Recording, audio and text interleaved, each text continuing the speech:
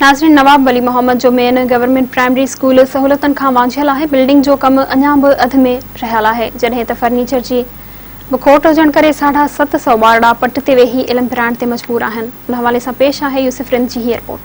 अज नवाब वली मोहम्मद जे main government primary school में बिठल है। अफसोस आहे चवणो थो पए, नवाब वली मोहम्मद जो स्कूल है गवर्नमेंट प्राइमरी स्कूल जंहिंमें 750 ॿार ज़ेर तालीम आहिनि, पर अफसोस आहे चवणो थो पए जेको ही कची क्लास भी जेके शागिर्दनि पट ते वेठल इंतज़ामिया तरफ़ां जेको स्कूल जो हलंदड़ कमु हो काफ़ी ॾींहंनि खां बंदि आहे, जंहिंखां पोइ इहो कमु त रुकिजी वियो आहे, जंहिंखां पोइ इहे मासूम ॿार पट ते वेठा आहिनि। अञा ताईं को बि एक्शन न खयो आहे। अचो नाज़रीन हितां जे उस्तादनि सां ऐं शागिर्दनि सां वञी ॻाल्हि ॿोल करायूं था। सवाल इहो आहे त असांखे 750 ॿार तव्हां ॾिठो आहे त ॿार पट ते वेठा आहिनि, कमरनि में छित बि कान्हे का। इहे ईंदड़ हींअर गर्मियूं अचनि थियूं, इहे ॿार असांजा कीअं वेंदा या इहा तइलीम कीअं थींदी, असां इन ते परेशान आहियूं।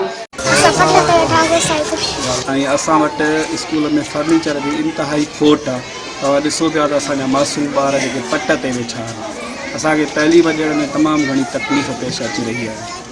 हालात ख़्याल सां असां घुर था करियूं त असांजूं जेके बुनियादी सहूलतूं आहिनि, बिल्डिंग खे फौरी तौर ते मुकमल करायो वञे ऐं असांखे फर्नीचर मुहैया कयो वञे जीअं असांजा मासूम ॿार सही तरीक़े सां तइलीम हासिल करे सघनि। ही था ॾिठो ही गवर्नमेंट प्राइमरी स्कूल जेको जंहिंजो कैमरामैन जावेद रिंद सां गॾु यूसुफ रिंद, मेहरान टीवी न्यूज़।